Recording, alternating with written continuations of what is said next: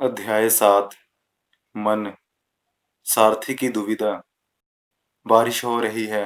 हालांकि सितंबर आ गया है और मानसून का मौसम खत्म हो गया है, लेकिन तेज बारिश हो रही है।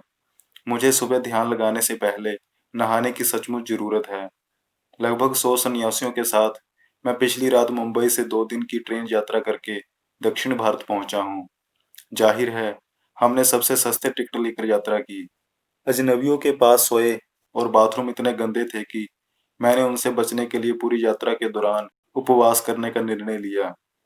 हम एक तीर्थ यात्रा पर थे और समुद्र तट पर एक वेयर हाउस जैसी इमारत में ठहरे थे।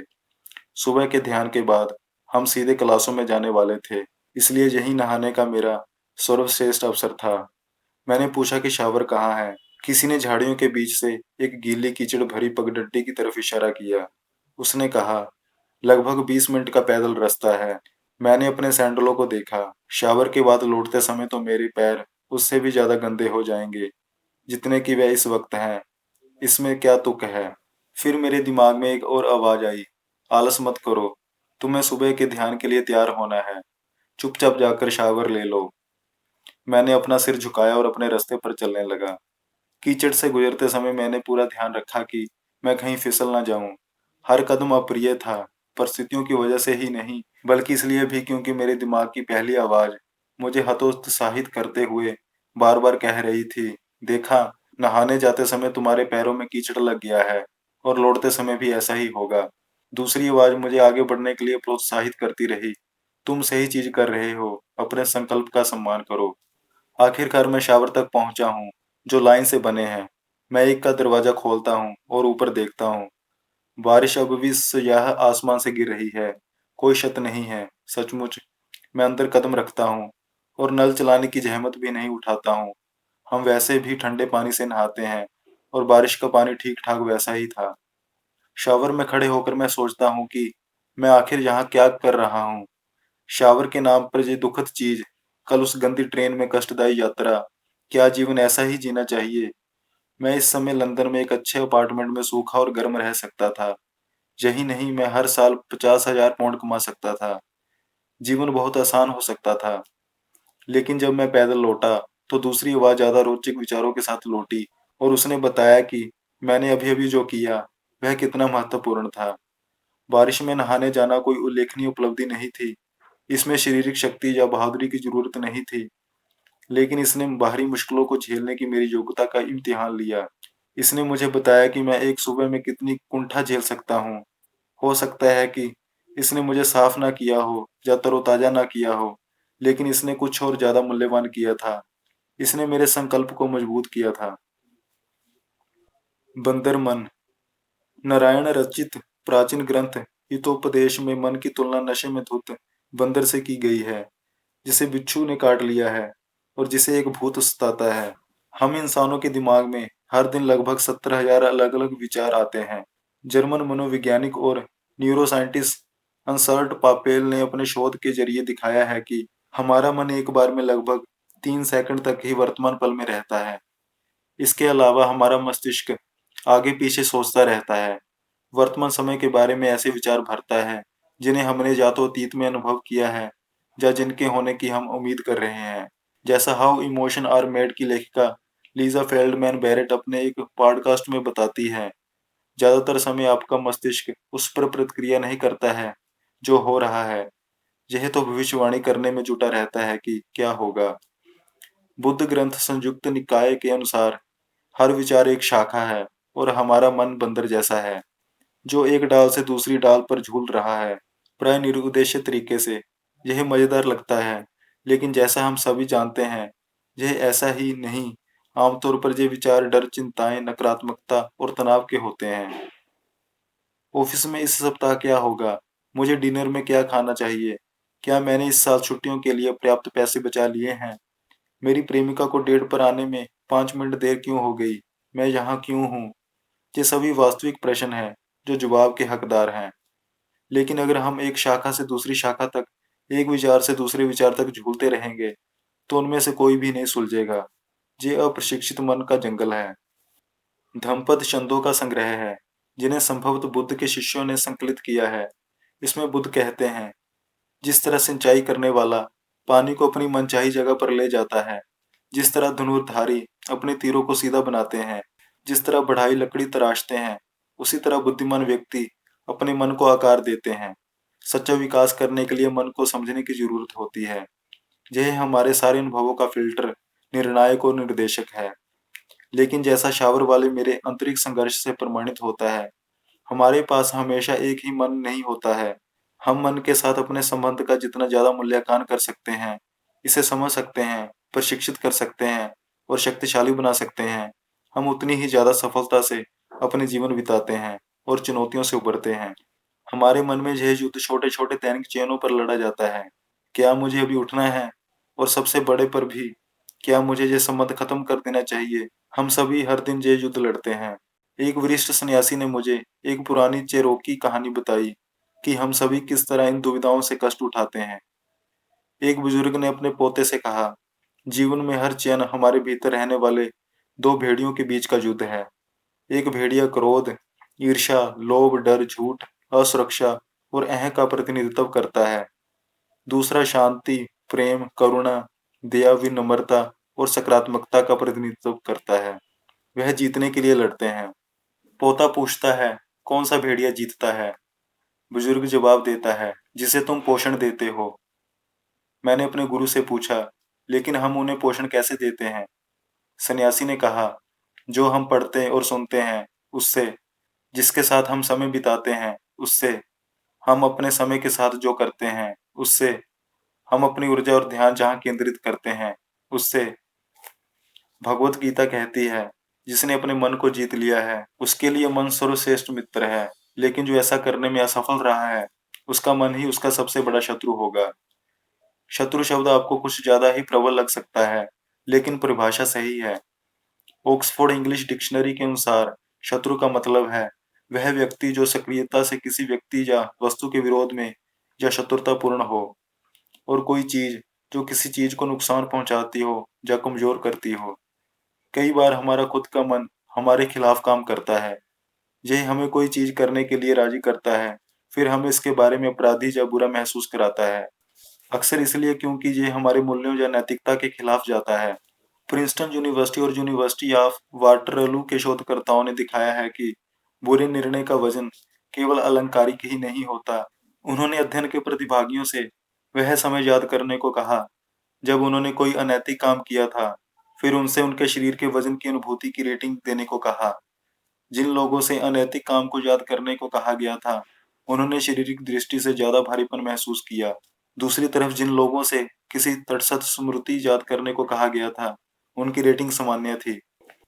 बाकी समय हम किसी चीज पर ध्यान केंद्रित करना चाहते हैं। ऑफिस का प्रोजेक्ट, कलात्मक प्रयास, घर की मरम्मत, नई हॉबी, लेकिन हमारा मन हमें उस तरफ जाने ही नहीं देता है। जब हम टाल मटोल करते हैं तो क्या होता है? एक तरफ तो हमारा चाहिए सब रूप होता है, जिसकी वजह से हम महसूस करते हैं कि हमें वह काम करना चाहिए क्योंकि वह हमारे लिए अच्छा है। दूसरी तरफ हमारा चाहता हूँ सब रूप होता है, जिसकी वजह से हम कोई दूसरी अनंतदायक या कम कष्टकारी चीज करना चाहते हैं। इनके बीच जो रस्साकशी होती है, उसका उदाहरण देखें।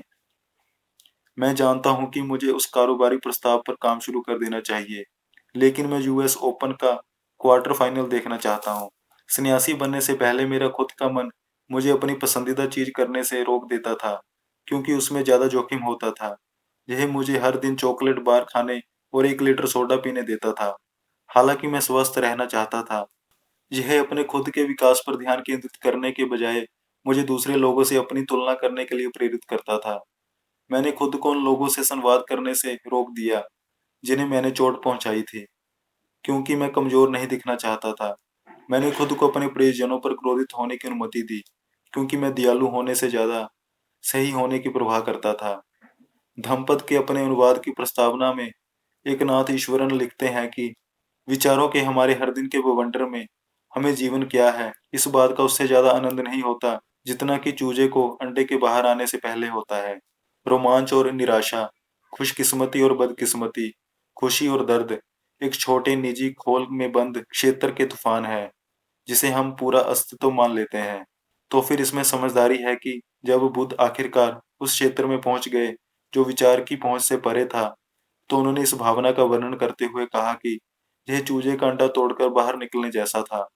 आश्रम में मैंने कुछ ऐसा सीखा जो इन खतरनाक स्व-विनाशकारी विचारों को रोकने में बहुत महत्वपूर्ण था।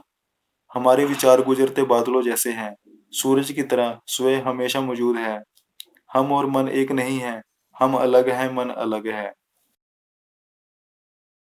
अभिभावक और बच्चा, जैसा मेरे गुरुओं ने समझाया, मन को एक अलग सत्ता मानने से हमें फायदा होता है, क्योंकि तब हम इसके साथ अपने संबंध पर काम कर सकते हैं। हम इसे दोस्त बनाने की चर्चा मान सकते हैं, या शत्रु के साथ सुलह और शांति की वार्ता मान सकते हैं। किसी भी अन्य वार्तालाप की तरह मन के साथ हमारे संवाद की गुणवत्ता का आधार ये होता है कि इसके साथ हमारा संबंध पहले कैसा था। क्या हम गर्म मिजाजी लड़ाकू हैं, या जिद्दी हैं और जरा सा भी झुकना नहीं चाहते हैं? क्या हम बार बार वही तर्क देते हैं, या फिर हम सुनते हैं और समझौता करते हैं? हम में से ज्यादातर लोग इस आंतरिक संबंध का इतिहास नहीं जानते, क्योंकि हमने इस बारे में कभी सोचा ही नहीं है। बंदर मन बच्चा होता है और सन्यासी मन वयस्क। बच्चा रोता है जब इसे इसकी मनचाही चीज नहीं मिलती, और यह अपने पास मौजूद चीज को नजरअंदाज कर देता है। बच्चा सच्चे मूल की कदर नहीं करता है। यह थोड़ी सी मिठाई के लिए आपको 10,000 रुपए के शेयर का सर्टिफिकेट खुशी खुशी दे देगा। जब कोई चीज हमें चुनौती देती है, तो बच्चे जैसा मन तुरंत प्रतिक्रिया करता है। शायद आपको अपमान महसूस होता है और आपका बुरा मुंह बन जाता है, या आप अपनी रक्षा करने लगते हैं। इस तरह की कंडीशन और स्वचालित प्रक्रिया तब आदर्श होती है जब कोई चाकू बाहर निकालता है, आप डर महसूस करते हैं और आप भागने लगते हैं। लेकिन यह आदर्श प्रतिक्रिया नहीं है। अगर हम भावनात्मक रूप से रक्षात्मक इसलिए बन रहे हैं क्योंकि किसी ने ऐसा कुछ कहा है जो हम नहीं सुनना चाहते। हम हर मामले में स्वचालित प्रतिक्रियाओं से नियंत्रित नहीं होना चाहते, ना ही हम बाल सुलभ मन को पूरी तरह हटाना चाहते हैं। बाल सुलभ मन हमें सहज, सृजनात्मक और प्रगतिशील बनने में सक्षम बनाता है। ये सभी अनमोल गुण हैं, लेकिन जब यह हम पर शासन करने लगता है, तो ये हमारे पतन का कारण बन सकता है। विवेकपूर्ण और व्यवहारिक वयस्क मन अवेगपूर्ण तथा इच्छा से संचालित बाल सुलभ मन को संयम में रखता है और कहता है, यह तुम्हारे लिए अच्छा नहीं है, या थोड़ा इंतजार करो। वयस्क मन हमें ठहरने और ज्यादा बड़ी तस्वीर देखने की याद दिलाता है। वयस्क मन स्वचालित या सहज प्रतिक्रिया को तोलने का समय लेता है, और इसके बाद ये निर्णय लेता है कि क्या ये उचित है, और अगर ये उचित नहीं है तो दूसरे विकल्प क्या है। बुद्धिमान अभिभावक जानता है कि बच्चे की जरूरत और इच्छा क्या है, इसलिए वह ये निर्णय ले सकता है कि उसके लिए दीर्घकालीन दृष्टि से कौन सा विकल्प बेहतर है। आंतरिक संघर्ष को अभिभावक और बच्चे वाले सांचे में ढालने से ये सुझाव मिलता है कि बाल मन पूरी तरह हावी इसलिए होता है क्योंकि हमारा सन्यासी मन विकसित नहीं हो पाया, मजबूत नहीं हो पाया, या इसकी बात अनसुनी कर दी गई। बच्चा कुंठित हो जाता है, रोने लगता है, और हम तुरंत हार कर उसकी बात मान लेते हैं। फिर हम खुद पर गुस्सा होते हैं, मैं ये क्यों कर रहा हूँ, मुझ में क्या गड़बड़ है। अभिभावक की आवाज ज्यादा बुद्धिमत्ता भरी है। यदि अच्छी तरह प्रशिक्षित किया जाए तो इसमें स्व नियंत्रण और तर्क शक्ति होती है, तथा ये वाद विवाद में चैंपियन होता है। लेकिन ये केवल उसी शक्ति का इस्तेमाल कर सकता है जो हम इसे देते हैं। जब हम थके या भूखे होते हैं, या हमें नजरअंदाज किया जाता है, तब यह ज्यादा कमजोर होती है। जब अभिभावक निगरानी नहीं कर रहा हो, तो बच्चा कुकी जार तक पहुंचने के लिए गर्म स्टोव के पास काउंटर पर चढ़ जाता है, और मुश्किल खड़ी हो जाती है।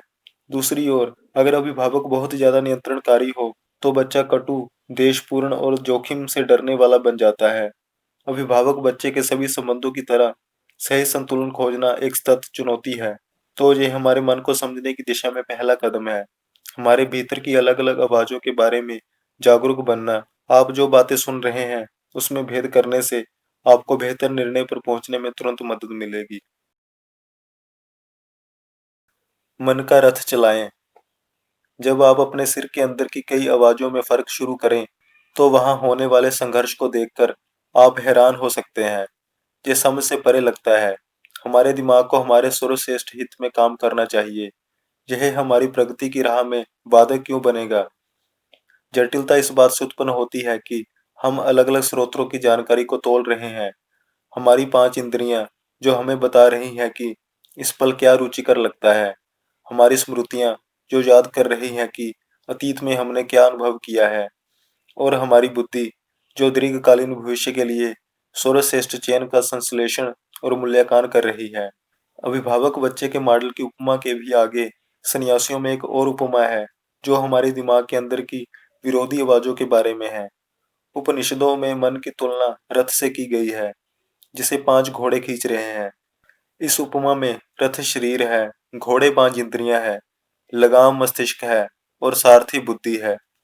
निश्चित रूप से मन का ये वर्णन ज्यादा जटिल है, लेकिन धैर्य रखें, मैं इसे समझाने की कोशिश कर रहा हूँ। अप्रशिक्षित अवस्था में सारथी यानी बुद्धि काम पर सोया होता है, इसलिए घोड़े यानी इंद्रियों का लगाम मन पर नियंत्रित होता है और वह शरीर को जहाँ चाहे वहां ले जाते हैं। घोड़ों को जब उनकी इच्छा के हिसाब से चलने दिया जाता है, तो वे अपने आसपास की चीजों पर प्रतिक्रिया करते हैं। वह स्वादिष्ट दिखने वाली झाड़ी देखते हैं और इसे खाने के लिए झुक जाते हैं। किसी चीज से वह चौंक जाते हैं और बिदक जाते हैं। इसी तरह हमारी इंद्रियां भोजन, पैसे, सेक्स, शक्ति, प्रभाव आदि चीजों से तुरंत सक्रिय हो जाती है। यदि रथ को घोड़ों की मर्जी पर छोड़ दिया जाए, तो रथ राह भटक जाता है और अस्थायी खुशी व त्वरित संतुष्टि की दिशा वाली राह पर चलने लगता है। प्रशिक्षित अवस्था में सारथी यानी बुद्धि जागृत, जागरूक और ध्यानशील होता है, जो घोड़ों को उनके मनचाहे मार्ग पर जाने की अनुमति नहीं देता है। सारथी सजगता से मन की लगाम कसता रहता है ताकि रथ सही मार्ग पर चले। इंद्रियों को नियंत्रित करें।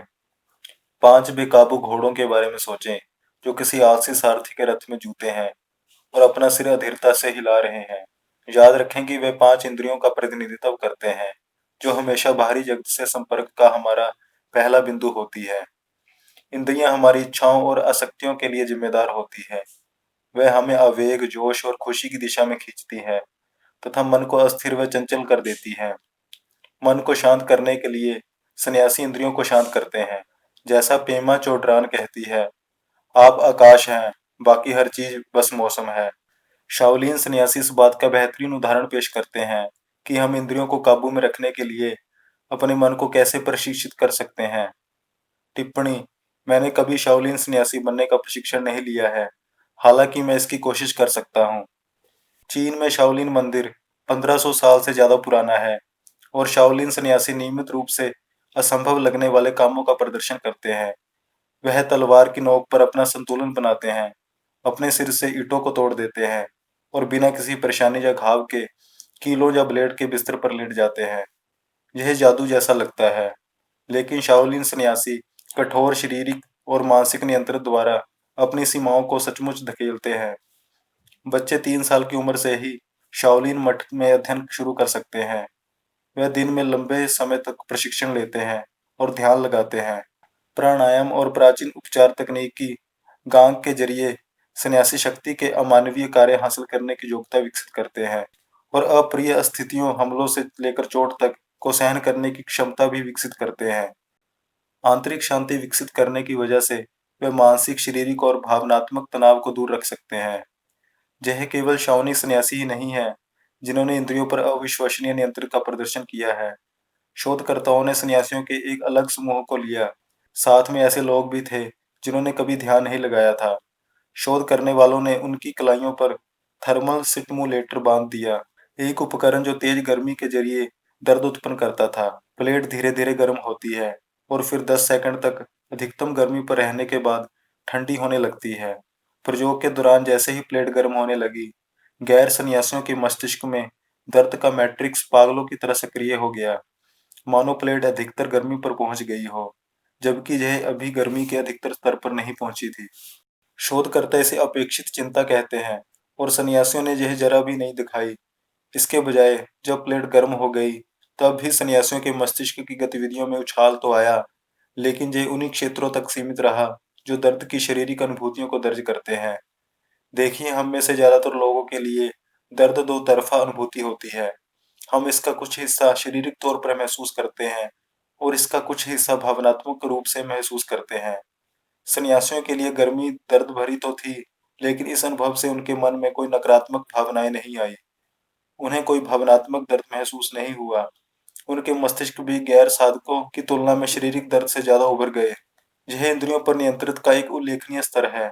जितना हम में से ज़्यादातर विकसित करने के लिए समर्पित नहीं होंगे, लेकिन आप अपनी इंद्रियों को मस्तिष्क के मार्ग तो मान ही सकते हैं।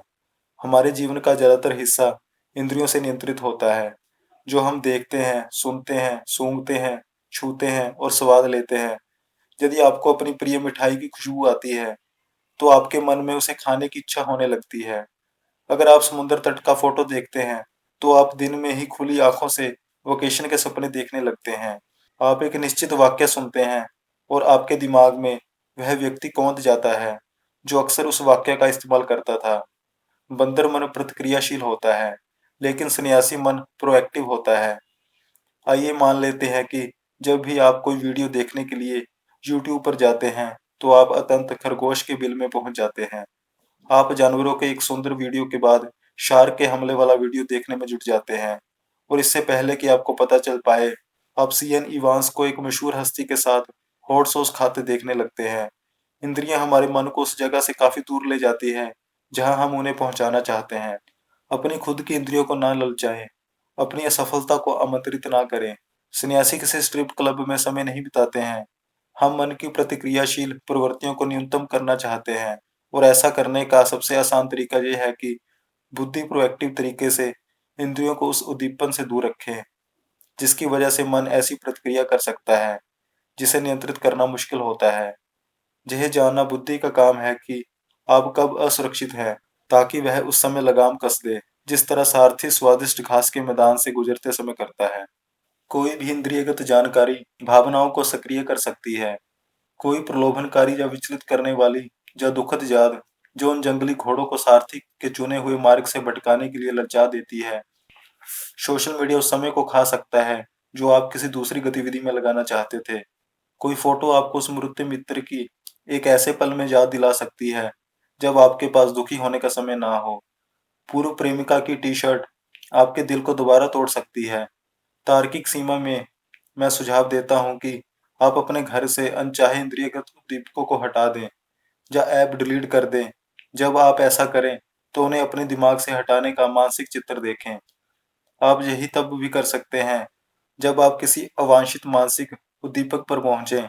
अतीत का कोई गीत या शब्द जो आप किसी अभिभावक या एक्स से सुना करते थे, खुद को उसे अपने जीवन से हटाने का उसी तरह मानसिक चित्र देखें मानो वह कोई भौतिक वस्तु हो।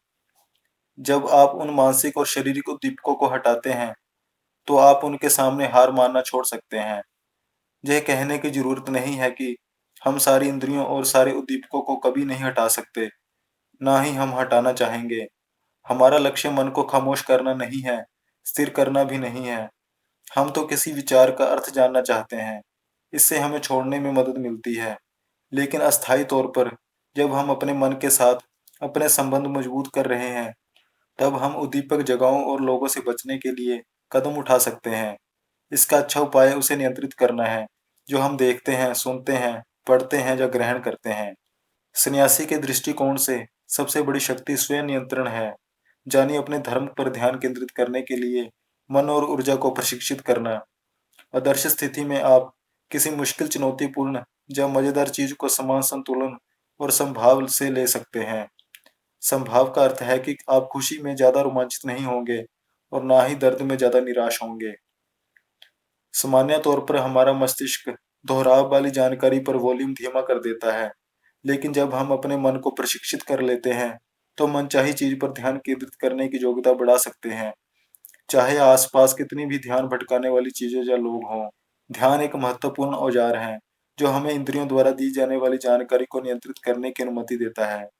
लेकिन हम बच्चे और वयस्क मन के बीच संबंध बनाकर मन को प्रशिक्षित भी कर सकते हैं। जब कोई अभिभावक कहता है, अपना कमरा साफ करो, और बच्चा ऐसा नहीं करता है, तो यह आपके सन्यासी मन के कहने की तरह है, अपनी दिशा बदलो, और बंदर मन कह रहा है, नहीं धन्यवाद, मैं तो हेडफोन पर तेज संगीत सुनना ज्यादा पसंद करूंगा। अगर अभिभावक बच्चे पर नाराज होता है और कहता है, मैंने तुमसे कमरा साफ करने को कहा था, तुमने इसे अब तक क्यों नहीं किया, तो बच्चा और ज्यादा पीछे हटता है। अतंत बच्चा आदेश का पालन कर सकता है, लेकिन इस आदान प्रदान से जुड़ाव या संवाद नहीं बना है।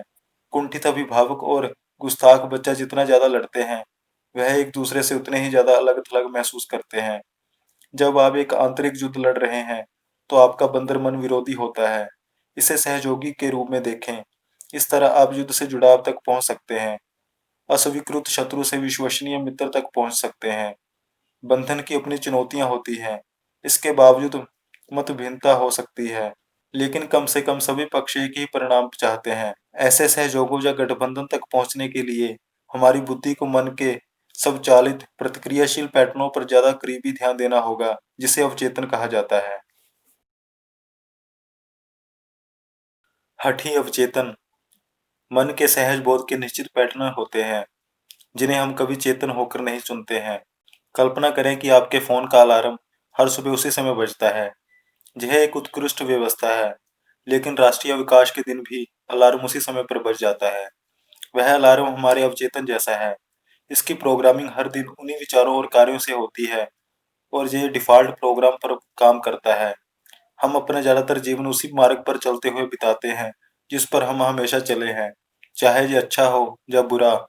और ये विचार तथा व्यवहार तब तक कभी नहीं बदलेगा, जब तक कि हम सक्रियता से अपनी प्रोग्रामिंग को दोबारा ना बदल लें। विश्वविख्यात वायलिन वादक जोशुआ बेल ने सुबह की आपाधापी के समय एक सबवे स्टेशन के बाहर वायलिन बजाने का निर्णय लिया।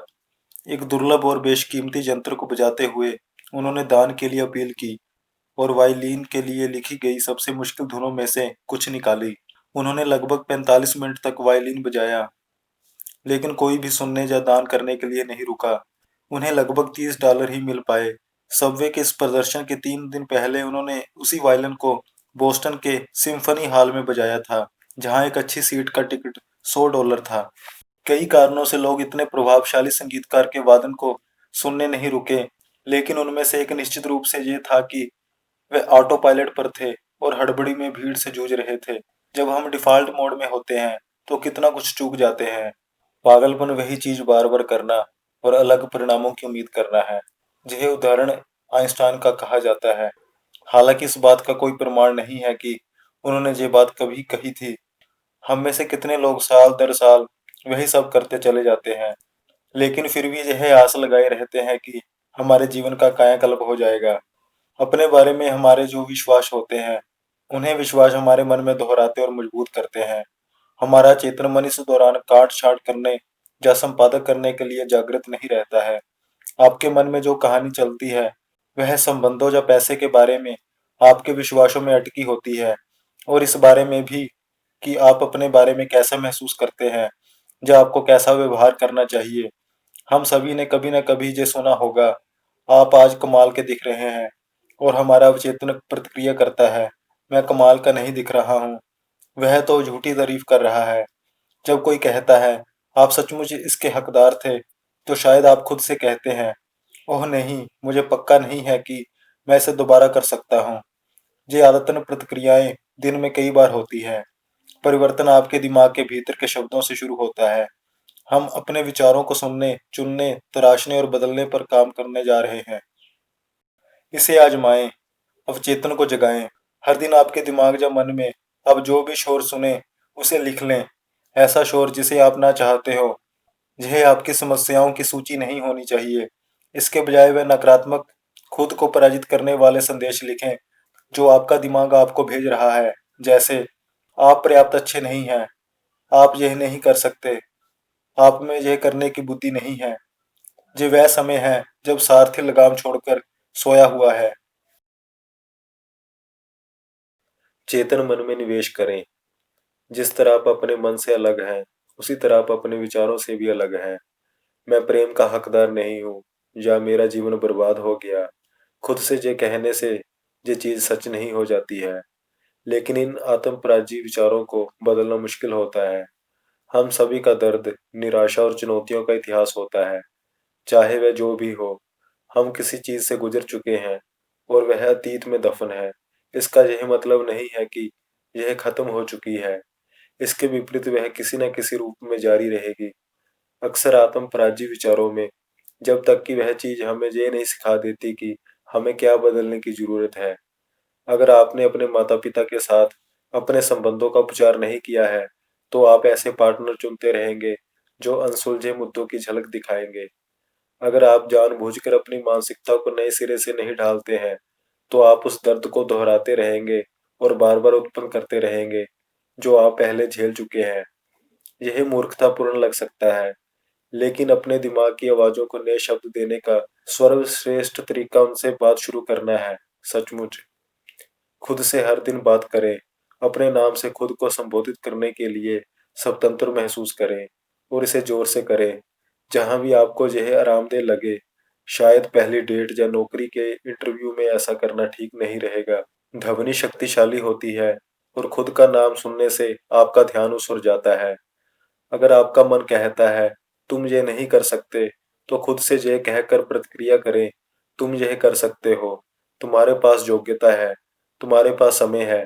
प्रोजेक्ट या काम के दौरान खुद से बात करने से एकाग्रता बढ़ती है। जो लोग ऐसा करते हैं, वे ज़्यादा कार्यकुशलता से काम करते हैं। अध्ययनों में शोधकर्ताओं ने लोगों की कई चित्र दिखाए और फिर उनसे देखे गए चित्रों में विशिष्ट चीजें खोजने को कहा गया। आधे लोगों से कहा गया था कि खोज करते समय वे उन चीजों के नाम जोर से दोहराएं, जबकि बाकी आधों को खामोश रहने को कहा गया था। जिन लोगों ने चीजों के नाम दोहराए, उन्होंने ये काम खामोश खोजियों से ज्यादा जल्दी कर लिया। शोधकर्ता इस निष्कर्ष पर पहुंचे कि खुद से बात करने से न सिर्फ आपकी स्मृति बढ़ती है, बल्कि इससे आपकी एकाग्रता भी बढ़ती है। मनोवैज्ञानिक लीटा स्पेडिन कहती है कि खुद से बात करने से आपके विचार स्पष्ट होते हैं, आप महत्वपूर्ण मुद्दों पर केंद्रित रहते हैं और जिन निर्णयों पर आप विचार कर रहे हैं, वे दृढ़ होते हैं। आप उपयोगी तरीके से अपने मन को बदलने के लिए एक नया दृष्टिकोण कैसे खोज सकते हैं? आइए इसके कुछ तरीकों पर विचार करते हैं। दोबारा ढालें। अगर आप ज़्यादातर इंसानों जैसे हैं, तो आपकी बुद्धि आपके मन को यह बताने में माहिर होती है कि ये कहाँ गलत होता है, लेकिन ये शायद ही कभी आपके मन को यह बताने की जहमत उठाती है कि ये कहाँ सही होता है। यह किस तरह की परवरिश है। कोई चीज़ बेहतर नहीं होने वाली। कोई मुझे नहीं समझता। मैं पर्याप्त अच्छा नहीं हूँ। मैं पर्याप्त आकर्षक नहीं हूँ। मैं स्मार्ट नहीं हूँ। हम खुद में सबसे बुरे को देखते हैं और खुद को बताते हैं कि ये कभी नहीं बदलेगा। यह सबसे कम उत्साहवर्धक नीति है जिस पर हम अमल कर सकते हैं। खुशी के 3 मार्ग हैं और तीनों ही ज्ञान पर केंद्रित हैं। सीखना, प्रगति करना और उपलब्धि हासिल करना। जब भी हम विकास कर रहे होते हैं, तो हम खुशी महसूस करते हैं और भौतिक आकांक्षाओं से मुक्त होते हैं। अगर आप असंतुष्ट हैं या खुद की आलोचना कर रहे हैं या निराश महसूस कर रहे हैं, तो इस वजह से ना रुकें। खोजें कि किन तरीकों से आप प्रगति कर रहे हैं और आप जो कर रहे हैं, आप उसके महत्व या मूल्य को देखने, महसूस करने और कदर करने लगेंगे।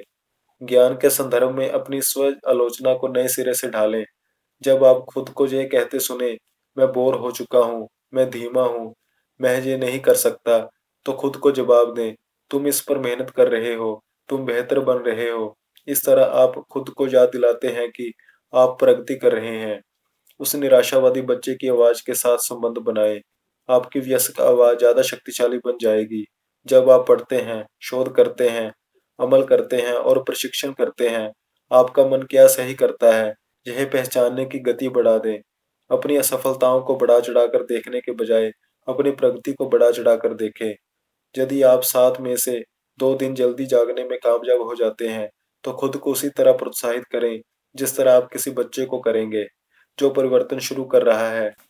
अगर आपने अपनी योजना का आधा हिस्सा भी पूरा कर लिया है, तो इसे आधा भरा गिलास कहें। अपने विकास को बढ़ा चढ़ाकर देखने के अलावा हम एक और काम कर सकते हैं। हम अवांछित विचारों को दोबारा ढालने के लिए सकारात्मक निर्देश का इस्तेमाल कर सकते हैं। हमारा बंदर मन अक्सर इस तरह की चटर-पटर करता है, मैं ये नहीं कर सकता। इसे दूसरे शब्दों में इस तरह कहें, मैं इसे डैश तक कर सकता हूँ। मैं ये नहीं कर सकता बदल कर हो जाता है, मैं इसे डैश तक कर सकता हूँ। मैं इसमें बुरा हूँ बदल कर हो जाता है, बेहतर बनने के लिए मैं इसमें समय लगा रहा हूँ। मैं किसी के प्यार के काबिल नहीं हूँ, बदल कर हो जाता है। मैं नए संबंध बनाने के लिए नए लोगों तक पहुँच रहा हूँ। मैं बदसूरत हूँ, बदल कर हो जाता है। मैं अपने सबसे स्वस्थ स्वरूप में पहुँचने के लिए कदम उठा रहा हूँ। मैं इसे नहीं सँभाल सकता, बदल कर हो जाता है। मैं प्राथमिकता तय कर रहा हूँ और अपनी सूची में पूरे हो चुके कामों पर निशाना लगा रहा हूँ। अपने कथन को समाधान केंद्रित सांचे में ढालना महत्वपूर्ण है, क्योंकि इससे आपको प्रोएक्टिव बनने और जिम्मेदारी लेने की याद रहती है। हम अपनी मानसिक अवस्था को नए सिरे से ढालने के लिए केवल शब्दों के बजाय कर्म का सहारा भी ले सकते हैं। इससे उबरने का एक तरीका हर दिन एक नई चीज सीखना है। जरूरी नहीं है कि ये कोई बड़ी चीज हो। आपको कोडिंग करना सीखने या क्वांटम मैकेनिक्स पढ़ने की जरूरत नहीं है। आप किसी व्यक्ति, शहर, संस्कृति के बारे में एक लेख पढ़ सकते हैं। इससे आपको आत्मगौरव का सैलाब महसूस होगा। आपके पास अपनी अगली बातचीत में योगदान देने के लिए कुछ होगा। भले ही आप केवल एक नया शब्द सीख सकें। यहाँ एक नया शब्द देखें। न्यूटन भाषा में एक शब्द है, एक्ट-सुअर पोक, जिसका मतलब है प्रत्याशा का भाव, जो आपके मन में तब होता है जब आप किसी मेहमान का इंतजार करते हैं और आप खिड़की तक जाकर बार बार देखते हैं कि क्या वह आ गया है। बातचीत में एक नया शब्द बताने भर से डिनर टेबल की चर्चा समृद्ध बन सकती है। दृष्टिकोण का पैमाना। कई कुंठाएं जो हम झेलते हैं, उन्हें वरदान के रूप में देखा जा सकता है, क्योंकि वे हमें विकास करने के लिए प्रेरित करती हैं। नकारात्मक विचारों और परिस्थितियों को दृष्टिकोण के पैमाने पर रखने की कोशिश करें। जिस तरह डॉक्टर दर्द का मूल्यांकन करते हैं, उसी तरह मैं लोगों से यह मूल्यांकन करने को कहता हूँ कि वे अपनी व्यक्तिगत चिंता को 1 से 10 के पैमाने पर रेटिंग दें। 0 का मतलब है कोई चिंता नहीं।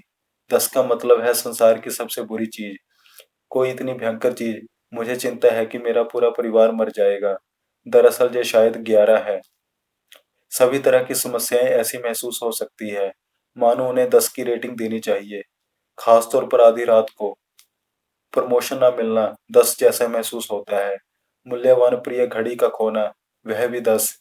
लेकिन यदि आपने कभी अपने किसी प्रियजन को खोने के दर्द का अनुभव किया है, और हम सब ने किया है या करेंगे, तो पैमाना बदल जाता है। आपका पूरा दृष्टिकोण बदल जाता है। अचानक आपकी नौकरी खोना बेहतरीन तो नहीं है, लेकिन सहने लायक हो जाता है। घड़ी चली गई, लेकिन यह केवल एक वस्तु थी। आपका शरीर आदर्श तो नहीं है, लेकिन इसने आपको कुछ बेहतरीन अनुभव दिए हैं। गहरा दर्द सचमुच क्या है, इसकी जागरूकता रखकर छोटे व्यवधानों को सही दृष्टिकोण से देखें। और जब आप सचमुच विनाशकारी दस्त का सामना करें, तो इसे स्वीकार करें और इसके उपचार में समय लगाएं। यह नकारात्मक अनुभवों के प्रभाव को कम करने के बारे में नहीं है। इसका उद्देश्य तो उनके बारे में ज्यादा स्पष्ट दृष्टिकोण हासिल करना है। और कई बार 10 का मतलब 10 भी होता है। इसे धीमा करें। कई बार रिफ्रेमिंग या ढालने का काम कागज पर सबसे अच्छी तरह होता है। कल्पना करें कि एक बंदर पूरी तेजी से एक डाल से दूसरी डाल पर छलांग लगा रहा है। इसका ध्यान जकड़ने के लिए कोशिश की जरूरत होती है और इसे ध्यान केंद्रित करने के लिए मजबूर करना पड़ता है। जब आपका मन चिंता में सरपट भाग रहा हो, जब आपके विचार दोहराव भरे और अनुत्पादक हो, जब आपको यह एहसास हो मानो आपको ठहरने की जरूरत है, तो 15 मिनट का समय लें और अपने मन में आने वाले हर विचार को लिख लें। कॉलेज विद्यार्थियों के समूह पर एक अध्ययन किया गया। इसमें उन्होंने 4 दिनों तक हर दिन अपने जीवन के सबसे दर्द भरे अनुभव के बारे में अपने सबसे गहरे विचार और भावनाएं लिखी। न सिर्फ विद्यार्थियों ने इस अनुभव को मूल्यवान बताया, बल्कि 98% ने तो कहा कि वे ऐसे दोबारा करना चाहेंगे। लेकिन उन्हें सिर्फ लिखने में मजा ही नहीं आया, बल्कि इससे उनका स्वास्थ्य भी बेहतर हो गया। जिन विद्यार्थियों ने अपने यातनामय अनुभवों के बारे में लिखा था, वह अध्ययन के बाद यूनिवर्सिटी हेल्थ सेंटर पर कम गए। शोधकर्ताओं का निष्कर्ष था कि लिखने वालों का एक लाभ ये हो सकता है कि इससे विद्यार्थियों को उनके सबसे बुरे अनुभवों को एक स्पष्ट वर्णन में डालने में मदद मिली। इस तरह उन्होंने खुद को उस पल से दूर कर लिया और अपने अनुभवों को निष्पक्षता से देखा, और ऐसी आशा है कि सुखद अंत की कल्पना भी की। लेखिका क्रिस्टा मैक्रेगे उड़ान भरने के बारे में आतंकित थी। वह इसके बारे में सोचते हुए डरती थी। उन्होंने तर्क का सहारा लिया। उन्होंने कुछ ड्रिंक पीकर भी इसे करने की कोशिश की। लेकिन जब भी उन्हें पता होता था कि उन्हें विमान में यात्रा करनी होगी, तो वह कई सप्ताह पहले से यह कल्पना करने लगती थी कि अगर उनका विमान दुर्घटनाग्रस्त हो जाएगा, तो उनके बच्चों का जीवन कैसा होगा। मैक्रेगे ने सही दृष्टिकोण हासिल करने की कोशिश में ब्लॉग में अपने डर के बारे में लिखना शुरू किया। तब कहीं जाकर उन्हें यह एहसास हुआ कि वे अपनी दादी जैसी बन रही थी, जो विमान यात्रा कभी नहीं करती थी, और इसकी वजह से वह बहुत कुछ चूक गई थी। इसलिए मैक्रोगो हर चीज की सूची बनाने लगी, जो वह अपने जीवन में करना चाहती थी, जिनके लिए वह विमान यात्रा कर सके। हालांकि उन्होंने अपने डर पर पूरी तरह विजय नहीं पाई है, लेकिन वे अपने पति के साथ इटली में छुट्टियां मनाने में कामयाब हो गई। लिखने से हमारी सारी समस्याएं अपने आप नहीं सुलझ जाती है, लेकिन इससे हमें अति महत्वपूर्ण दृष्टिकोण हासिल होता है, जिसकी मदद से हम समाधान खोज सकते हैं। यदि आपको लिखना पसंद नहीं है, तो आप अपने फ़ोन में रिकॉर्ड कर सकते हैं और फिर ऑडियो फाइल को सुन सकते हैं या रूपांतरित शब्दों को पढ़ सकते हैं। अपनी रिकॉर्डिंग को सुनते समय आप अवलोकनकर्ता की मानसिकता में पहुंच जाते हैं, जिससे आप खुद से ज़्यादा निरपेक्षता से निपट सकते हैं। एक और विकल्प बस प्राचीन समुराई कहावत को बार-बार अपने मन में दोहराना है, जैसा हम सन्यासी करते थे, मेरे मन को मेरा मित्र बनाओ। जब आप इसे दोहराते हैं, तो ये डिफ़ॉल्ट मोड के नेटवर्क को शांत करता है। मस्तिष्क का वह क्षेत्र जो मन के भटकने और खुद के बारे में सोचने से जुड़ा होता है, बंद रुकने और सुनने के लिए मजबूर हो जाएगा। स्व करुणा खोजें। जब चिंतित बंदर मन सुनना छोड़ देता है, तो आप आंतरिक एकालाप को स्वर्ण करुणा से सुधार सकते हैं। जब चिंतित विचार उत्पन्न होते हैं, तो उनमें डूबने के बजाय हम करुणा से प्रतिक्रिया करते हैं। मैं जानता हूँ कि तुम चिंतित और विचलित हो और तुम्हें ऐसा महसूस होता है जैसे तुम इसे नहीं संभाल सकते, लेकिन तुम शक्तिशाली हो, तुम ये काम कर सकते हो। याद रखें, ये आपकी भावनाओं का मूल्यांकन किए बिना उनका अवलोकन करने के बारे में है।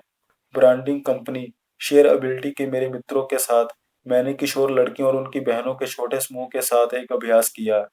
मैंने लड़कियों से कहा कि वे अपने नकारात्मक विचार लिखें, जिन्होंने उनके आत्मगौरव को प्रभावित किया था। उन्होंने ऐसी चीजें लिखी, आप डरी हुई हैं, आप बेकार हैं, आप महत्वहीन हैं। फिर मैंने उनसे कहा कि उन्होंने जो लिखा था, उसे वे अपनी बहनों के सामने पढ़े, मानो यह बात उनके बारे में है। उन सभी ने इनकार कर दिया, ये बहुत अच्छा नहीं है। एक ने इशारा किया कि उसके दिमाग में ये सामान्य था, लेकिन बोलने पर पूरी तरह अलग था। हम खुद से ऐसी चीजें कहते हैं, जो हम उन लोगों से कभी नहीं कहेंगे जिनसे हम प्रेम करते हैं। हम सभी स्वर्णिम नियम को जानते हैं, दूसरों के प्रति वैसा ही करो जैसा आप उनसे अपने प्रति चाहते हो। इसमें मैं यह जोड़ना चाहूँगा, खुद के साथ उतने ही प्रेम और सम्मान से व्यवहार करें, जो आप दूसरों के प्रति दिखाना चाहते हैं। हम उस कहानी से परिभाषित होते हैं, जो हम हर दिन खुद के लिए लिखते हैं। क्या ये खुशी, लगन, प्रेम और दया की कहानी है, या फिर ये ग्लानि, दोषारोपण, कटुता और असफलता की कहानी है? आप जिन भावनाओं के अनुरूप जीना चाहते हो, उनके अनुरूप एक नई शब्दावली खोजें। खुद से प्रेम से बात करें। इसे आजमाएं। सारथी के लिए नई पटकथा। नंबर 1, उन नकारात्मक चीज़ों की एक सूची बनाएं जो आप खुद से कहते हैं। हर एक के सामने ये लिख लें कि आप वह विचार उस व्यक्ति को कैसे बताएंगे जिसकी आप परवाह करते हैं। मिसाल के तौर पर, ये वह नकारात्मक विचार हैं जो बहनों ने खुद के बारे में लिखे और साथ ही ये भी लिखा कि वह उनकी बहनों को कैसे बताए जा सकते हैं। आप डरी हुई हैं। डर महसूस करने में कोई बुराई नहीं है। मैं इसमें आपकी कैसे मदद कर सकती हूँ? आप बेकार हैं। आप बेकार महसूस करती हैं। चलो इस बारे में बात करते हैं कि आपको अपने बारे में क्या पसंद है। आप महत्वहीन हैं। ये चीज़ें आपको महत्वहीन महसूस कराती हैं। इसे कैसे बदलें? इस पर बात करने से पहले चलो सूची बनाते हैं कि कौन सी चीज़ें आपको महत्वपूर्ण महसूस कराती है। नंबर 2, कल्पना करें आपको ये पता चलता है कि आपका बच्चा या सबसे अच्छा मित्र या कज़न या कोई परिजन तलाक ले रहा है। आपकी पहली प्रतिक्रिया क्या है? आप उस व्यक्ति से क्या कहेंगे? आप उसे क्या सलाह देंगे? आप कह सकते हैं, मुझे अफ़सोस है, मैं जानता हूँ कि ये मुश्किल समय है, या बधाई, मैं जानता हूँ कि आप काफ़ी मुश्किल दौर से गुज़र रहे हैं, लेकिन लोग तलाक लेने के बाद शायद ही कभी अफ़सोस करते हैं। हम कभी किसी परिजन से ये नहीं कहेंगे, तुम मूर्ख हो, तुम मूर्ख हो, क्योंकि तुमने उस मूर्ख से शादी करने की मूर्खता की। हम प्रेम और समर्थन देते हैं, शायद विचार और समाधान भी। हमें खुद से भी इसी तरह बात करनी चाहिए। मौजूद रहें। यह जानना मुश्किल हो सकता है कि अपने बंदर मन को क्या बताएं, जब ये अतीत पर केंद्रित हो, जब भविष्य के ताने बाने बुन रहा हो। फादर रिचर्ड रोर लिखते हैं, सारी आध्यात्मिक नसीहत इस बारे में है कि वर्तमान पल में मौजूद कैसे रहना है, लेकिन समस्या यह है, हम लगभग हमेशा कहीं और होते हैं, अतीत को दोबारा जीने में या भविष्य की चिंता करने में। हम सभी के पास सुखद यादें होती हैं, जिन्हें याद करने में हमें आनंद आता है, और दर्दनाक यादें होती हैं, जो हमारा पीछा नहीं छोड़ती। लेकिन यादों का मोह और पश्चाताप वह जाल हो सकते हैं, जो हमारे नए अनुभवों को रोकते हैं और हमें अनसुलझे अतीत और अच्छे पुराने दिनों में कैद कर सकते हैं। जिस तरह अतीत को बदला नहीं जा सकता, उसी तरह भविष्य को जाना नहीं जा सकता। आने वाले विभिन्न परिदृश्यों के लिए थोड़ी बहुत योजना बनाना उपयोगी और अच्छा होता है, लेकिन जब ये विचार लगातार चिंता और तनाव या अयथार्थवादी आकांक्षाओं में अटक जाते हैं, तो वे उपयोगी नहीं रह जाते। चाहे आपको ऐसा महसूस हो कि आपके चारों तरफ का संसार ढह रहा है, या आपका ऑफिस में बुरा दिन गुजरा हो, वर्तमान पल में उपस्थित रहना मुश्किल होता है, क्योंकि इसमें बहुत सारी चुनौतियां रहती है। सच तो ये है कि आप अपने जीवन में कभी ऐसे बिंदु पर नहीं पहुंच पाएंगे जब आप 100% समय मौजूद हो। यह लक्ष्य नहीं है। आखिरकार बीते हुए अच्छे समय के बारे में सोचना, या अतीत में सीखे मूल्यवान सबक और अपने भविष्य की योजना बनाना हमारी मानसिक क्षमता के उत्कृष्ट उपयोग हैं। हमें तो बस अफसोस या चिंता में समय बर्बाद नहीं करना चाहिए। वर्तमान पल में उपस्थित रहने के अभ्यास से हमें वह करने में मदद मिलती है, जिसकी सलाह आध्यात्मिक गुरु रामदास ने दी है। अभी जहाँ रहो। जब आपका मन लगातार अतीत या भविष्य के विचारों की ओर लौटता है, तो वर्तमान में संकेतों की तलाश करें। क्या आपका मन आपकी रक्षा करना चाहता है, या आपका ध्यान भटकाना चाहता है? अतीत में क्या मायने रखता था, या भविष्य के गर्भ में क्या हो सकता है? इस बारे में सोचने के बजाय अपने मन को नरमी से वर्तमान पल की ओर मोड़ें। खुद से वर्तमान पल के बारे में सवाल करें। इस पल में क्या कमी है? आज के बारे में क्या अप्रिय है? मैं क्या बदलना चाहूँगा? आदर्श रूप से जब हम वर्तमान के बारे में खुद से बात करते हैं, तो हम अतीत के नकारात्मक और सकारात्मक तत्वों को अपूर्ण राह की तरफ देखते हैं, जो हमें वहां तक लाई है जहां हम हैं। एक ऐसा जीवन जिसे हम स्वीकार करते हैं और जहां से हम अब भी विकास कर सकते हैं। और आदर्श दृष्टि से हम वर्तमान की पृष्ठभूमि में भविष्य के बारे में भी सोचते हैं। आज के वादे का एहसास करने का अवसर। कोई चीज आपकी स्वामी नहीं है। जब हम खुद से बात करते हैं, जिस तरह हम किसी प्रियजन से बात करते हैं, जिस तरह हम बाल मन और वयस्क मन के बीच की बहस को देखते हैं, तो हम खुद के और हमारे मन के बीच की दूरी बना रहे हैं, ताकि हम ज्यादा स्पष्टता से देख सकें। हम इस नीति पर पहले बात कर चुके हैं। भावनात्मक दृष्टि से प्रतिक्रिया करने के बजाय सन्यासी निरपेक्ष प्रेक्षक या अवलोकनकर्ता बनने के लिए स्थिति से बाहर कदम रखते हैं और निष्पक्ष दृष्टिकोण हासिल करते हैं।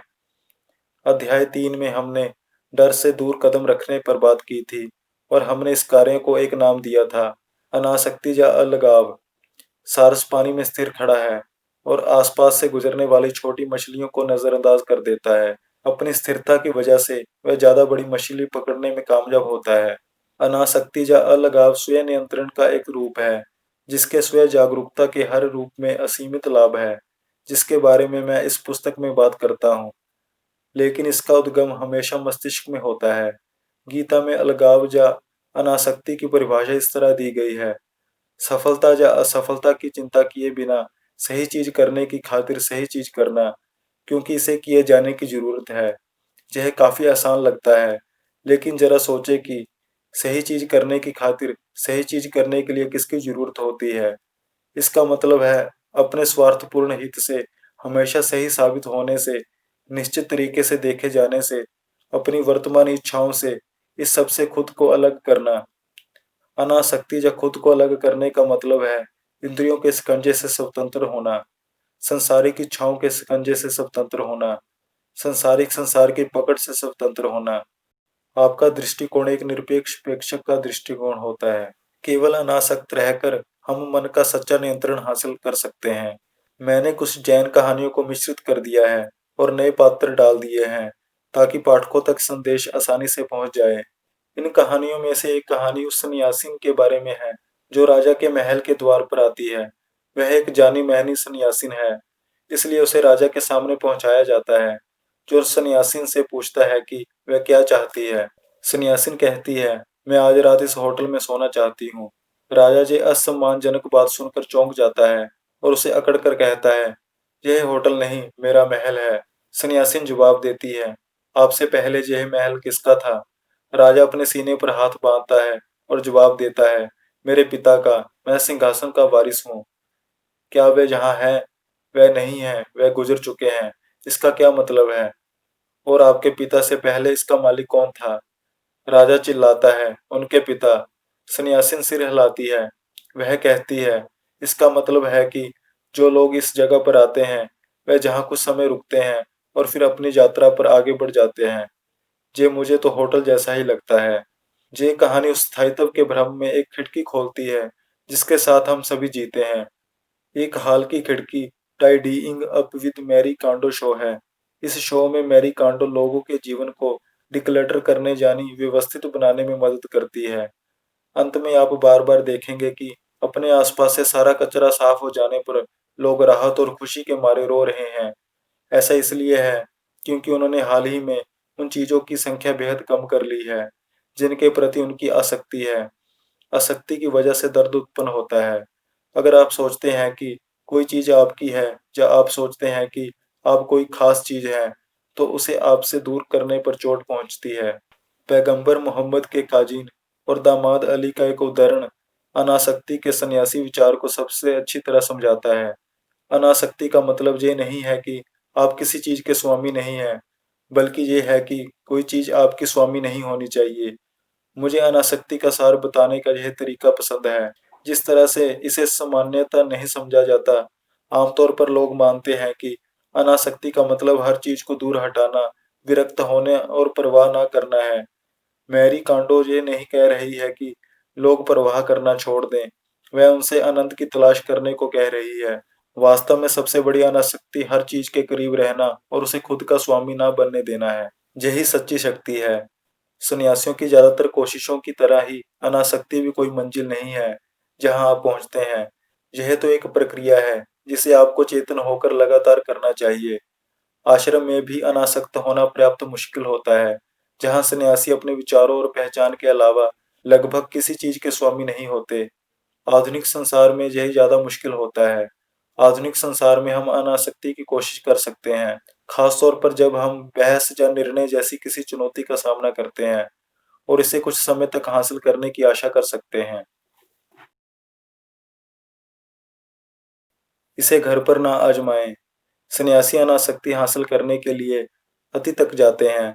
मैं आपसे ऐसा करने की उम्मीद नहीं करता, लेकिन जब हम देखते हैं कि ये कैसे काम करता है, तो हम अनासक्ति के साथ प्रयोग करने के ज़्यादा व्यवहारिक, जहाँ तक कि मज़ेदार तरीकों के बारे में भी बात करेंगे और इससे होने वाले लाभ भी बताएंगे।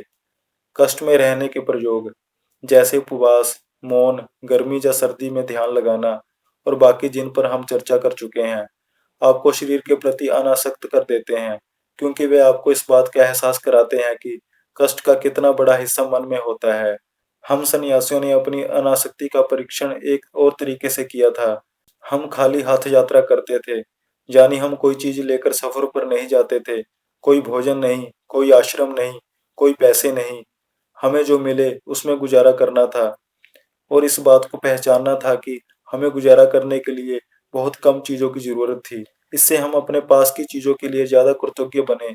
इन सारे अभ्यासों ने हमें अपनी सीमा के आखिरी छोर तक थकाने में मदद की, मानसिक और शारीरिक रूप से, ताकि हम अपने मन पर काबू करने की योग्यता को मजबूत बनाने के लिए संकल्प, लचीलापन और लगन रख सकें।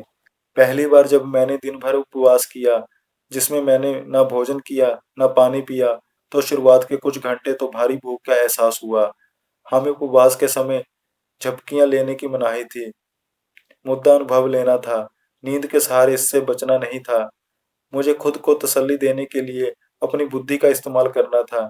मुझे भूख के विचारों से छुटकारा पाने के लिए किसी ज्यादा ऊंची चीज में तल्लीन होना था।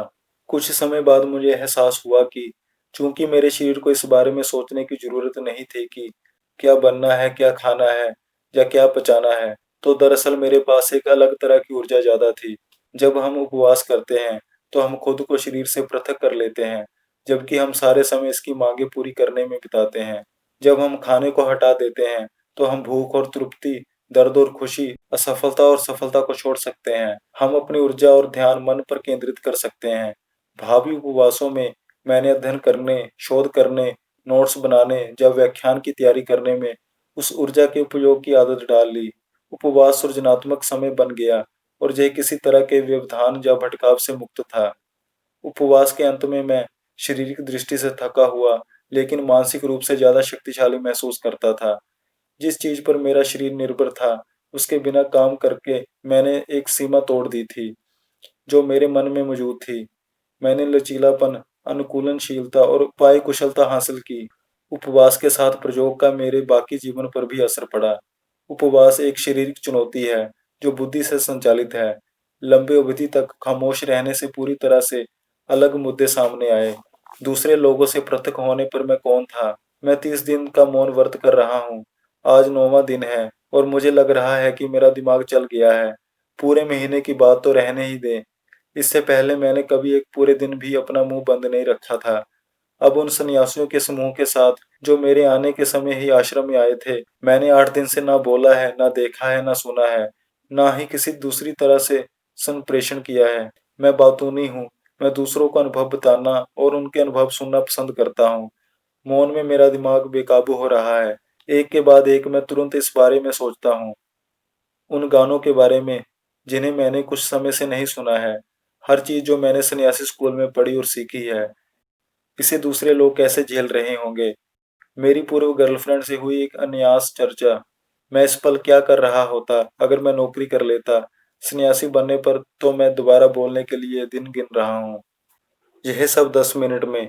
मेरे एक महीने के लंबे मौन में कोई बाहरी मार्ग नहीं है। मेरे पास अंदर जाने के अलावा कोई दूसरा विकल्प नहीं है। मुझे अपने बंदर मन का सामना करना होगा और बातचीत शुरू करनी होगी। मैं खुद से ये सवाल पूछता हूँ, मुझे बोलने की जरूरत क्यों है? मैं अपने विचारों में ही क्यों नहीं रह सकता? मौन में मैं ऐसा क्या खोज सकता हूँ जो मुझे किसी दूसरी जगह नहीं मिल सकता? जब मेरा दिमाग भटकता है तो मैं प्रश्नों की ओर लौट आता हूँ। शुरुआत में मैं पाता हूँ कि मौन और स्थिरता चिरपरिचित दिनचर्या में नए विवरण खोजने में मदद करती है। यह ज्ञान और ज्यादा बढ़ जाता है। शब्दों में नहीं बल्कि अनुभवों के रूप में। मैं अपने शरीर के हर अंग के प्रति खुद को जागरूक महसूस करता हूँ। मैं अपनी त्वचा पर हवा को महसूस करता हूँ, सांस को मेरे शरीर में यात्रा करते महसूस करता हूँ। मेरा दिमाग खाली हो जाता है। समय के साथ दूसरे प्रश्न उभर आते हैं। मैं किसी बातचीत का हिस्सा बनना चाहता हूँ। क्यों? मैं दूसरे लोगों के साथ जुड़ना चाहता हूँ। क्यों? मुझे पूर्ण महसूस करने के लिए मित्रता की जरूरत है। मुझे ऐसा क्यों महसूस होता है कि मित्रता दीर्घकालीन आराम के बजाय एक तत्कालीन आवश्यकता है? मेरा अहम मित्रता का प्रयोग अपने विकल्पों में सुरक्षित रहने के लिए करता है और फिर मैं उस काम को देखता हूँ जो मुझे अपने अहम पर करने की जरूरत है। अक्सर खालीपन में मैं खुद के सामने दोहराता हूँ, अपने मन को अपना मित्र बनाओ। और मैं कल्पना करता हूँ कि मेरा मन और मैं एक नेटवर्किंग कार्यक्रम में हैं। वहाँ काफी शोर है, आपाधापी है, बहुत कुछ चल रहा है, लेकिन मित्रता करने का एकमात्र तरीका बातचीत शुरू करना है और मैं यही करने लगता हूँ। सन्यासी उपवास और आत्म संयम के जिन दूसरे कठोर नियमों का अभ्यास करते हैं, वे हमें याद दिलाते हैं कि हम जिसे संभव मानते थे, उससे भी ज्यादा मुश्किलें झेल सकते हैं। वे याद दिलाते हैं कि आत्म नियंत्रण और संकल्प के साथ हम इंद्रियों की मांगों पर विजय पा सकते हैं। धर्म चाहे जो हो, ज्यादातर सन्यासी ब्रह्मचर्य का पालन करते हैं, बहुत कम आहार लेते हैं और समाज की मुख्य धारा से दूर रहते हैं। लेकिन कुछ अतियां भी होती है। जैन सन्यासी श्री हंसरत्न विजय जी महाराज साहब ने 423 दिन का उपवास किया, कुछ विराम के साथ। शोकुशिन वित्सु जापान का एक ममीफिकेशन शैली का अभ्यास है, जहाँ सन्यासी चीड़ की पत्ती, पेड़ की छाल और राल का आहार लेते हैं। फिर वह भोजन और जल त्याग देते हैं। वह मंत्रों का जाप करते रहते हैं जब तक कि अतंत उनका शरीर चेतना शून्य नहीं हो जाता। आपको अपनी सीमाओं को टटोलने के लिए पेड़ की छाल खाने या सन्यासी बनने की जरूरत नहीं है। प्रायः हमारी गलत मान्यता या विश्वास ही हमें कई काम करने से रोक देता है। हम कई चीजें करने की कोशिश सिर्फ इसलिए नहीं करते क्योंकि हमें ये विश्वास होता है कि उन्हें करना असंभव है। 1850 से 1954 तक एक मील की दौड़ का रिकॉर्ड 4 मिनट से ऊपर था। कोई भी इससे कम समय में 1 मील नहीं दौड़ पाया था और लोगों को ये विश्वास था कि यह काम इंसान के लिए असंभव है। फिर 1954 में ब्रिटिश ओलंपिक धावक रोजर बेनिस्टर ने इसे करने का बीड़ा उठाया। उन्होंने 1 मील की दौड़ 3 मिनट 59 सेकंड 4 मिलीसेकंड में पूरी की और इतिहास में पहली बार 4 मिनट की बाधा तोड़ दी। तब से धावक इससे ज्यादा तेज गति से दौड़कर नए नए रिकॉर्ड बना रहे हैं। एक बार जब लोगों को यह एहसास हो गया कि कोई सीमा नहीं थी, तो उन्होंने ज्यादा कोशिश की और करते चले गए। सामान्य लोग भी हैं जो अपने खेल को ऊपर करने के लिए कठोर आत्म संयम का इस्तेमाल करते हैं। लोग निरंतर बताते हैं कि अति संयम से उन्हें रोजमर्रा के जीवन में ज्यादा विचारपूर्ण और सकारात्मक होने में मदद मिलती है। आइए टटोलते हैं कि आप अनासक्त होने के लिए आत्म संयम का इस्तेमाल कैसे कर सकते हैं। अनासक्त कैसे बने? हमने मन को प्रशिक्षण देने के लिए जितने भी तरीकों पर बात की है, उनमें अनासक्ति शामिल है। आपके सिर में गूंजती प्रतिस्पर्धा आवाजों के निरपेक्ष दर्शक बनना, विचारों को दोबारा ढालने के लिए चेतन मन के साथ नई बातचीतें करना, खुद के लिए करुणा खोजना, वर्तमान पल में बने रहना। हम जो चाहते हैं उसे प्रतिक्रियाशील तरीके से करने के बजाय हम स्थिति का प्रोएक्टिव तरीके से मूल्यांकन करते हैं और उसे करते हैं जो सही है। संयम को अनासक्ति का बटू कैप यानी शुरुआती प्रशिक्षण स्थल माने। जो विचार आपको सीमित करते हैं उनसे खुद को अलग कर लें। अपने मन को नई संभावनाओं के प्रति खोलें और जिस तरह कोई सैनिक युद्ध के लिए प्रशिक्षण लेता है, उसी तरह आप पाएंगे कि आपकी बुद्धि ज्यादा शक्तिशाली होती जाती है। आप पाएंगे कि आप अपनी कल्पना से ज्यादा सक्षम हैं। असीमित संयम के काम या चुनौतियां हैं जिन्हें आप आजमा सकते हैं। अपने टीवी या अपने फोन को छोड़ना, मिठाई या शराब को छेड़ना, शारीरिक चुनौतियां लेना, गपशप या आलोचना करना छोड़ना, शिकायत करना छोड़ना और तुलना करना छोड़ना। मेरे लिए जो संयम सबसे ज्यादा शक्तिशाली था, वह था ठंड या गर्मी में ध्यान करना। ठंड से बचने का एकमात्र तरीका अंदर की ओर जाना था। मुझे अपने मन से बात करके शारीरिक कष्ट से ध्यान हटाना सीखना था। मैं अब भी जिम में इस तकनीक का इस्तेमाल करता हूँ। अगर मैं क्रंचेस लगा रहा हूँ, तो मैं अपनी जागरूकता शरीर के उस हिस्से पर ले जाता हूँ जिसे कष्ट नहीं हो रहा है। मैं मनोवैज्ञानिक दर्द के लिए इसकी सलाह नहीं देता हूँ, लेकिन शारीरिक दर्द से खुद को अलग करने की ये क्षमता आपको सकारात्मक मायने में दर्द सहन करने की अनुमति देती है। जब आप जानते हैं कि दर्द मूल्यवान है, आप जिम में ज्यादा शक्तिशाली बन रहे हैं। आप बहुत गर्मी में बच्चों को खाना परोस रही है। आप खुद को मानसिक और शारीरिक रूप से आगे थकाने और अपनी सीमाओं का विस्तार करने में सक्षम होते हैं। आप अपने कष्ट से विचलित होने के बजाय सचमुच महत्वपूर्ण चीज पर ध्यान केंद्रित कर सकते हैं। हम जागरूकता से शुरू करते हैं। आसक्ति को पहचानें। आप इसका अनुभव कब करते हैं? आप इसके प्रति सबसे ज्यादा असुरक्षित कब होते हैं? आइए मान लेते हैं कि आप टेक्नोलॉजी यानी प्रौद्योगिकी के प्रति अनासक्त होना चाहते हैं। आप इसका इस्तेमाल क्यों करते हैं? बोरियत के कारण, आलस की वजह से, कोई खबर चूकने के डर से, या अकेलेपन को दूर करने के लिए। अगर आप शराब छोड़ना चाहते हैं, तो देखें कि आप दिन में किस समय पीते हैं और कितनी बार पीते हैं। क्या आप इसका इस्तेमाल थकान दूर करने, सामाजिक मेलजोल करने, खुद को पुरस्कार देने या गम भुलाने के लिए कर रहे हैं? एक बार जब आप आसक्ति का निदान कर लेते हैं, तो अगला कदम है रुककर इसे दोबारा सोचना। आप क्या जोड़ना चाहते हैं और आप क्या घटाना चाहते हैं? आप प्रौद्योगिकी में कितना समय लगाना चाहते हैं और किस रूप में? क्या निश्चित ऐप है जिन्हें आप पूरी तरह हटाना चाहते हैं? या आप अपने फ़ोन का इस्तेमाल करने के समय को सीमित करना चाहते हैं? शराब पीने के मामले में आप यह सोच सकते हैं कि क्या आपको ये पूरी तरह से छोड़ना चाहिए, या फिर आपको 1 महीने तक इसे छोड़ने का प्रयोग करके देखना चाहिए कि आपको खुद के बारे में क्या पता चलता है, या फिर आपको इसकी मात्रा को सीमित करना चाहिए। तीसरा कदम नए व्यवहार यानी परिवर्तन को अंगीकार करना है। 2 आम नीतियाँ हैं जिनकी मैं सलाह देता हूँ। जो आपके व्यक्तित्व के हिसाब से सबसे ज़्यादा उपयुक्त हो, उसे चुन लें। सन्यासी का तरीका है पूरी तरह से अंदर जाना। अगर डूबना और अतियाँ आपके लिए सबसे अच्छी तरह काम करती है, तो आप सोशल मीडिया में 1 सप्ताह या 1 महीने तक दूर रहने का संकल्प ले सकते हैं। या जैसा मैंने ऊपर सुझाव दिया है, आप 1 महीने तक इस काम में संयम बरत सकते हैं। अगर छोटे-छोटे और क्रमिक दोहराव आपके लिए ज़्यादा कारागार हैं, तो एक छोटा परिवर्तन करें और फिर इसे बढ़ाते जाएं। प्रौद्योगिकी के मामले में आप अपने ऑनलाइन रहने के समय को सीमित कर सकते हैं, या शायद कुछ ऐप्स को हटाए बिना उनके इस्तेमाल को सीमित कर सकते हैं। यह निर्णय लें कि इससे आपको जो समय मिलेगा, उसे आप कहाँ लगाएंगे। अगर आप अपने यूट्यूब के समय को न्यूनतम करना चाहते हैं, तो तनाव मुक्ति या राहत को पाने के दूसरे तरीके की तलाश करें। ध्यान मेरा पहला विकल्प होता है।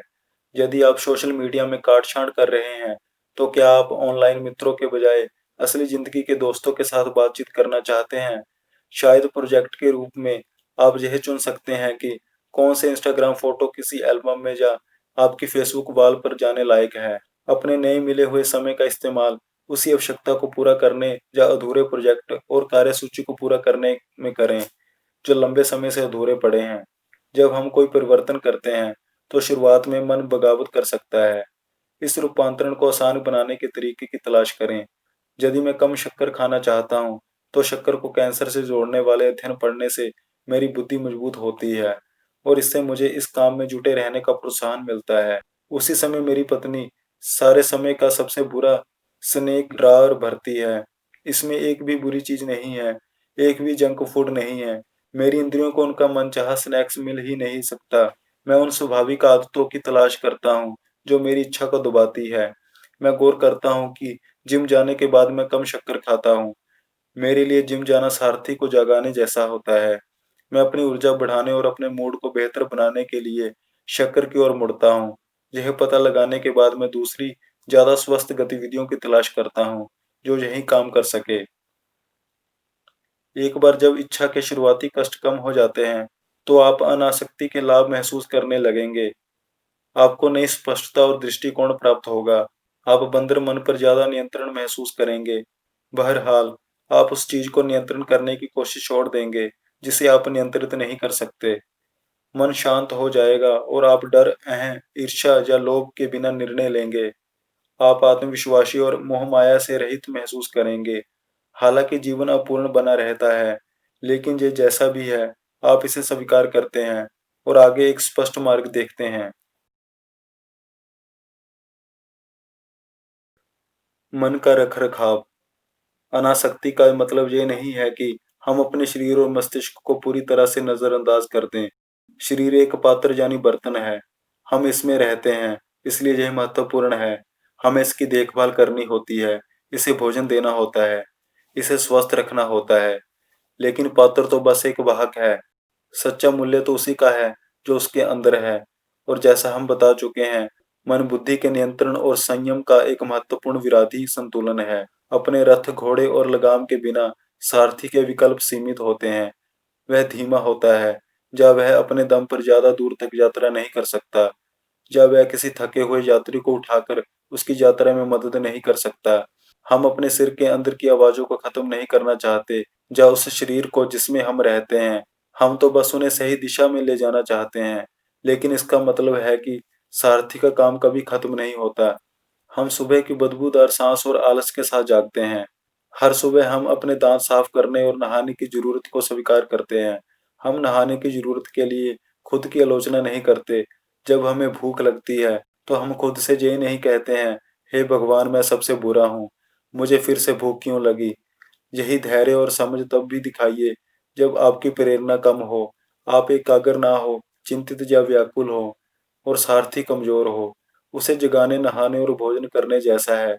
यह हर दिन की आदत है। संसार के सबसे खुशी आदमी मैथ्यू रिकार्ड ने मुझे बताया कि हमें आंतरिक शांति को किसी योग्यता की तरह बढ़ाना चाहिए। उन्होंने बताया, अगर आप दुख और नकारात्मकता पर सोचते रहते हैं, तो इससे दुख और नकारात्मकता का एहसास उत्पन्न होगा। लेकिन अगर आप करुणा, आनंद और आंतरिक स्वतंत्रता विकसित करते हैं, तो आप एक तरह का लोच उत्पन्न करते हैं और आप आत्मविश्वास से जीवन का सामना कर सकते हैं। जब मैंने उनसे पूछा कि हम वह योग्यताएं कैसे बढ़ा सकते हैं, तो उन्होंने कहा, हम अपने मस्तिष्क को प्रशिक्षित करते हैं। अतंत यह आपका मन है, जो पूरे संसार का अनुवाद सुख या दुख में करता है। अच्छी खबर यह है कि आप अपने मन से गहरा संबंध बनाने का जितना ज़्यादा अभ्यास करते हैं, इसमें उतनी ही कम मेहनत की ज़रूरत होती है। जिस मांसपेशी का आप नियमित व्यायाम करते हैं, उसी तरह आपकी यह योग्यता भी समय के साथ ज़्यादा शक्तिशाली और ज़्यादा विश्वसनीय बन जाती है। यदि हम हर दिन अपने हानिकारक या अनावश्यक विचारों की सफाई करने की मेहनत करते हैं और उन्हें नरमी से दूसरी दिशा में ले जाते हैं, तो हमारा मन शुद्ध और शांत रहेगा। यह विकास के लिए तैयार रहेगा। हम नई चुनौतियों के कई गुना होने और अनियंत्रित होने से पहले ही उनसे निपट सकते हैं और उन्हें सुलझा सकते हैं। जैसी भगवत गीता में सलाह दी गई है। सच्चे ज्ञान को पहचानने के लिए अपनी बुद्धि को विकसित करें और बुद्धिमत्ता का अभ्यास करें, ताकि आप सत्य और असत्य, वास्तविक और माया, अपने झूठे स्वयं और सच्चे स्वयं, दैवी गुण और आसुरी गुण, ज्ञान और अज्ञान में भेद जान लें। सच्चा ज्ञान प्रकाशित करता है और स्वतंत्र करता है, जबकि अज्ञान आपकी बुद्धि पर पर्दा डाल देता है और आपको बंधन में रखता है। अक्सर हमारा अहं हमें सच्चे ज्ञान से दूर रखता है। यही हमारे मन को आवेग और धारणा की ओर ले जाता है। अगले अध्याय में हम ये देखेंगे कि यह मन को कैसे प्रभावित करता है और हम इसे सही आकार में कैसे ला सकते हैं।